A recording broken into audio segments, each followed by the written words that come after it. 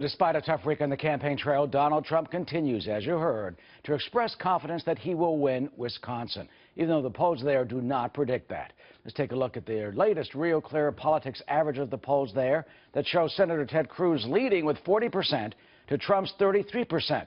Governor Kasich trailing at 18%. So what will happen? Bret Baier is the anchor of Special Report and joins us now from Washington. So, Bret, it looks like Ted Cruz could potentially take it. What do you think turned on Trump? The abortion comments, nuclear issues, Corey Lewandowski's battery charge, Heidi Cruz, Melania tweet, or all of the above?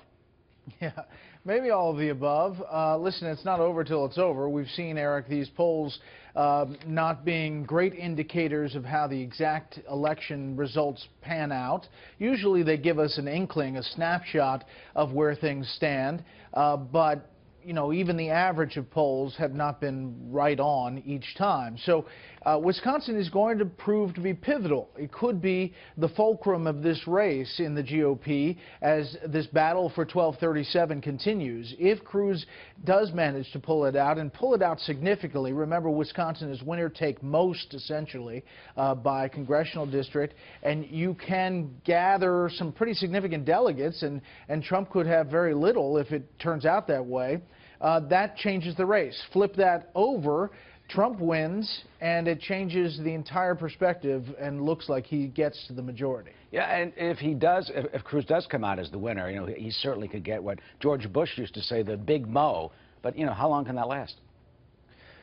Well, if Cruz wins, I think, you know, his next challenge is the New York primary, and that's a home field advantage for Donald Trump.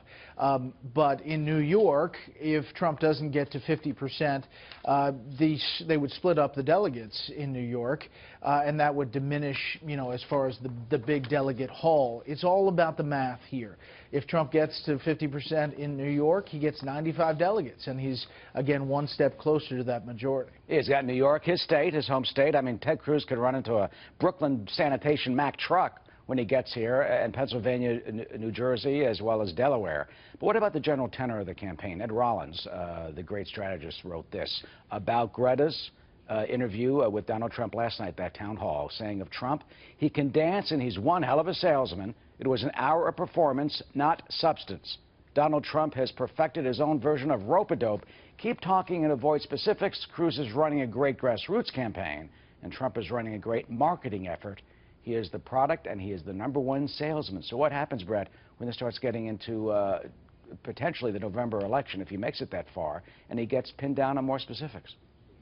Yeah, well, first he has to make it that far, and the ground game that Cruz has is proving to be formidable, and specifically in gathering delegates in some of these places. The battle over North Dakota just over the weekend, getting delegates there, and that organizational structure is to Cruz's benefit, but Trump obviously leads in the overall numbers, and that's where the battle is. Now, in a general election, you know, Trump has to unify the Republican Party if he gets over that hump, and I think that's why you're seeing him say, I'll put out 10 to 12 names for Supreme Court picks that he will pick from.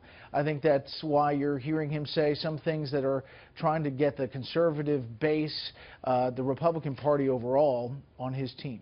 Will it work? Well, it remains to be seen. I think we have a bumpy road until Cleveland, depending on what happens tomorrow.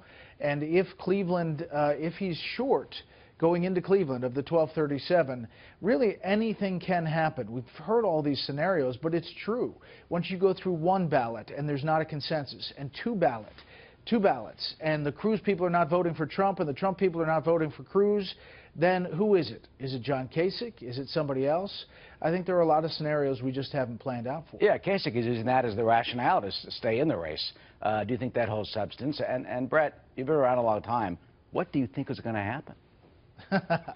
Oh, I can't look into the crystal ball. It's too murky. We've seen this ball not tell us a lot over you know, watching polls and watching the path. I think John Kasich's whole argument is that he can win on a third, fourth, fifth ballot and convince the delegates on the floor that he's the one who can beat Hillary Clinton. I think it is a narrow, narrow path, as both Trump and Cruz have said. We have a long way to go to Cleveland. It starts tomorrow in Wisconsin. But that it does. We're going to need one of those 8 balls. You know, those little things that you shake with the little answers? Maybe, just maybe, yeah. All right, Bret, great to see you, of course, and for your great coverage. Thank you. We'll see you.